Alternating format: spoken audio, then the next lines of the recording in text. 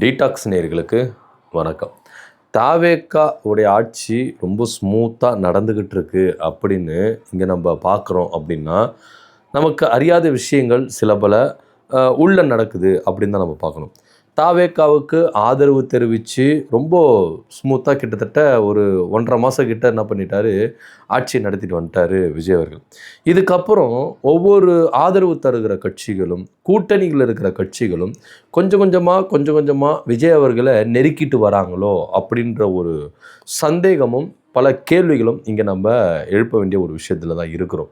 அதாவது திமுக கூட்டிலிருந்து விலகி இன்னைக்கு ஆல்மோஸ்ட் மதிமுகவும் என்ன பண்ணிட்டாங்க, உள்ளே சேர்ந்துட்டாங்க.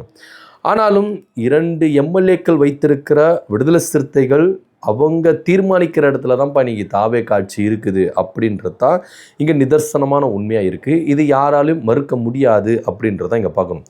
ஒரு காலத்தில் விடுதலை சிறுத்தைகள் நல்லா வளர்ந்துட்டு இருக்கும் பொழுது அவங்க ஒரு விஷயத்த சொன்னாங்க.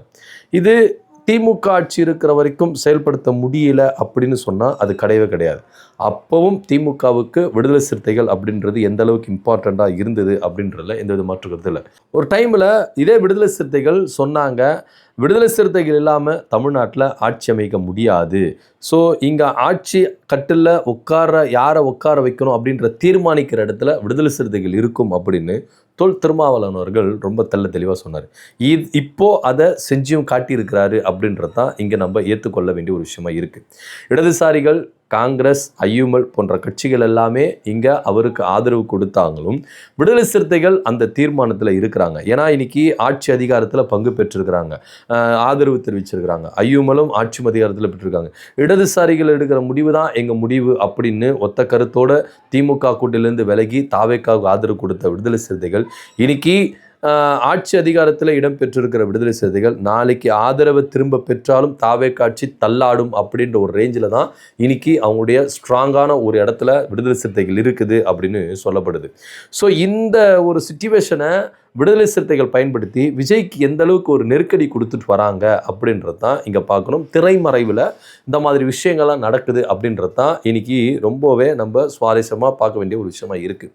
என்னதான் விஜய் அவர்கள் எங்கள் ஆட்சி ரொம்ப ஸ்மூத்தாக போகுது, நாங்கள் எல்லாமே ஒற்றுமையாக தான் இருக்கிறோம், எங்களுக்கு ஆதரவு தருகிற கட்சிகள் எல்லாமே எங்களோட தான் இருக்கிறாங்க, எங்களோட தான் ஸ்ட்ராங்காக இருக்கிறாங்க அப்படின்னு சொல்லிக்கிட்டாலும் விடுதலை சிறுத்தைகள் கொடுக்குற நெருக்கடினால விஜய் அவர்கள் ரொம்ப வெக்ஸ் ஆகி போயிருக்கிறாரு, ரொம்ப எக்ஸ்ட்ரீம் லெவலில் கோவத்தில் போயிருக்கிறாரு அப்படின்னு தான் சொல்லணும். ஆனாலும் இங்கே விடுதலை சிறுத்தைகள் கொடுக்குற நெருக்கடிக்கு ஏன் விஜய் இந்த அளவுக்கு கொஞ்சம் சைலண்ட் மோடில் இருக்கிறாரு அப்படின்னு தான் பார்க்க வேண்டியதாக இருக்குது. அதாவது விஜய் தரப்புலேருந்து என்ன சொல்ல வராங்க அப்படின்னா, 2 எம்எல்ஏக்கள் வைத்திருக்கிற நீங்கள் எங்களை இந்த அளவுக்கு நெருக்கடி கொடுக்கலாமா அப்படின்ற ஒரு விஷயத்தில் இருக்கிறாங்க. ஸோ இருந்தாலும் இந்த மாதிரி ஒரு நெருக்கடிகள் கொடுக்கக்கூடாது அப்படின்னு விஜய் தரப்புலேருந்து ஒரு தகவல்கள் முன்வைக்கப்பட்டாலும் அதெல்லாம் கிடையாது, எங்களுக்கு உயர் அமைச்சர் பதவி வேண்டும் அப்படின்னு, அது மக்களோட கனெக்டிவிட்டியாக இருக்கிற உயர் அமைச்சர் பதவி வேணும் ஒன்று. இன்னொன்று, மாநகராட்சி லெவலில் எங்களுக்கு மேயர் பதவி கொடுக்கணும் அப்படின்னு, இந்த வருகிற உள்ளாட்சி அமைப்பு தேர்தலில் எங்களுக்கு மேயர் பதவி கொடுக்கணும் அப்படின்னு, அதுக்கப்புறம் எங்களுக்கு நாடாளுமன்றத்தில் எம்பி சீட்டு கொடுக்கணும் அப்படின்னு சொல்லிட்டு தான் விடுதலை சிறுத்தைகள் மூலமா இங்கே நெருக்கடி கொடுக்கறத நம்ம பார்க்குறோம். ஸோ 2 எம்எல்ஏகளை வைத்துக்கொண்டு இவங்க ஆடுற ஆட்டு இருக்குது கொஞ்சம் நஞ்சமாக எங்களால் பொறுத்துக்க முடியல அப்படின்னு தான் தாவேகாவினர் என்ன பண்ணுறாங்க, இங்கே கருத்துக்களை முன் வச்சிருக்காங்க. இருந்தாலும் எல்லா நெருக்கடியும் விஜய் அவர்கள் இன்னைக்கு ஏன் சகிச்சுட்டு போகணும் அப்படின்னா, இடைத்தேர்தல் வரைக்கும் அவர் கொஞ்சம் அமைதியை காக்கணும் தான் இங்கே பார்க்க வேண்டிய ஒரு விஷயமா இருக்குது. நீங்கள் விஜய் அவர்களை லேசாக இடம் போட்டுறக்கூடாது. ஏன் அப்படின்னு பார்த்தீங்கன்னா, அவர் வைக்கிற ஒவ்வொரு நகர்வுகளும் பின்னாடி 1000 அர்த்தங்களை கொடுக்கறதா இங்கே நம்ம பார்க்குறோம். நிறைய கருத்துக்கள் முன்வைக்கப்பட்டது. விஜயெல்லாம் தாக்கு பிடிக்க மாட்டார், அதாவது எலெக்ஷனுக்கு முன்னாடி விஜயெல்லாம் தாக்கு பிடிக்க மாட்டார், தோற்றுருவார், அப்படி இப்படின்னு ஊன்னு சொன்னோம். ஆனால் எல்லாத்தையும் தும்சம் பண்ணுற அளவுக்கு இன்னைக்கு ஆட்சி கட்டல உட்காந்துருக்கிறார் வச்சுக்கோங்களேன். அது மாத்திரம் இல்லாமல் எந்த கூட்டணி கட்சிகளோடு ஆதரவோடு விஜயை எதிர்த்தாரோ இன்னைக்கு அதே கட்சிகளோட ஆதரவோடு தான் அவர் என்ன பண்ணியிருக்காரு, ஆட்சி பிடிச்சிருக்கிறாரு வச்சுக்கோங்க.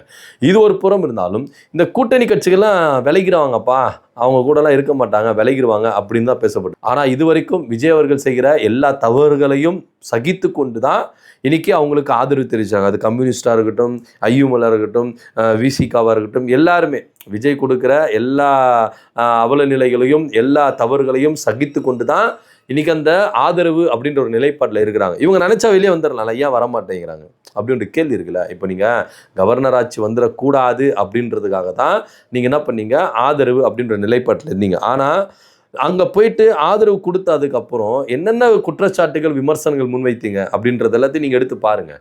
அதுக்கப்புறம் இப்போ கூட ஒரு சில விஷயங்கள் அவங்க எதிர்த்து பேச மாட்டேங்கிறாங்களே ஏன் அப்படின்றது தான் இங்கே பார்க்க வேண்டிய ஒரு விஷயமா இருக்குது. ஸோ இப்போ விஜய் அவர்கள் என்ன பிளான் போடுறாரு அப்படின்னு பார்த்தீங்கன்னா, இப்போ அவங்களுக்கு சட்டமன்றத்தில் 107 சீட் இருக்குது. இந்த 107 சீட்டில் இப்போ இடைத்தேர்தல் ஒரு 6, இது மேபி வந்தால் கூட 113 தான் வரும். 113 வந்தால் கூட பெரும்பான்மை நிரூபிக்கிறதுக்கு 118 சீட்டு வேணும். ஸோ 113 ஒரு 5 சீட்டு நம்மளுக்கு அவங்களுக்கு தேவைப்படுற ஒரு விஷயத்தில் இருக்குது. ஸோ அந்த 5 சீட்டும் இங்கே காங்கிரஸ் அப்படின்ற ஒரு விஷயத்தில் இந்த இடைத்தேர்தல் 6 தொகுதியிலும் தமிழக வெற்றி கழகம் நிற்கணும் அப்படின்றதுல எந்தவித மாற்று கருத்து இல்லை. ஒருவேளை இந்த இடைத்தேர்தலில் இந்த 6 தொகுதியிலும் அவங்க நின்று ஜெயிச்சிட்டாங்கன்னா 107 + ஒரு 6 113 + 5 வந்து காங்கிரஸ் 118 அப்படி வந்துருச்சுன்னா விசிகா தயவு தேவையில்லை, இடதுசாரிகள் தயவு தேவையில்லை, ஐயுமல் தயவு தேவையில்லை, வைகோ தயவு தேவையில்லை அப்படின்றதான் இங்கே நம்ம பார்க்க வேண்டிய ஒரு விஷயமா இருக்குது. ஏன்னா இப்போ விசிகா கொடுக்குற நெருக்கடிகள் எல்லாமே ஏன் விஜய் அவர்கள் இந்த அளவுக்கு பொறுத்துட்டு போகணும் அப்படின்னா, இடைத்தேர்தலை எல்லாத்தையும் கணக்கிட்டு தான் இங்கே அவங்க என்ன பண்ணுறாங்க, காய்களை நகர்த்திட்டு வராங்க அப்படின்றதையும் இங்கே நம்ம பார்க்க வேண்டிய ஒரு விஷயமா இருக்குது. இப்போது விஜய் அவர்கள் இந்த 6 இடைத்தேர்தலை தான் நம்பி இருக்கிறாரு. அவர் இந்த கூட்டணி கட்சிகளை அனுசரிச்சுட்டு போகணுமா இல்லை வேண்டாமா அப்படின்ற ஒரு விஷயத்தில். ஸோ அதனால தான் விடுதலை சிறுத்தை தரப்புல இருந்து இங்கே எங்களுக்கு வந்து உயரிய அமைச்சர் பதவி வேணும், அப்புறம் மேயர் சீட்டு வேணும், எம்பி சீட்டு வேணும், திருச்சி கிழக்கில் இடைத்தேர்தலில் எங்களுக்கு நிற்கிறதுக்கு வாய்ப்பு கொடுக்கணும், இப்படின்னு பல செக்மேட்டுகள் வந்து விஜய்க்கு வைக்கிறாங்க. இருந்தாலும் விஜய் அவர்கள் எல்லாத்தையும் எதுக்கு வந்து அனுசரிச்சுட்டு போகிறாரு, எல்லாத்தையும் எதுக்கு பொறுத்துட்டு போகிறாரு அப்படின்னா, அவர் பொங்கி எழுந்தார்னா நாளைக்கு விடுதலை சிறுத்தைகள் வெளியே வரும்.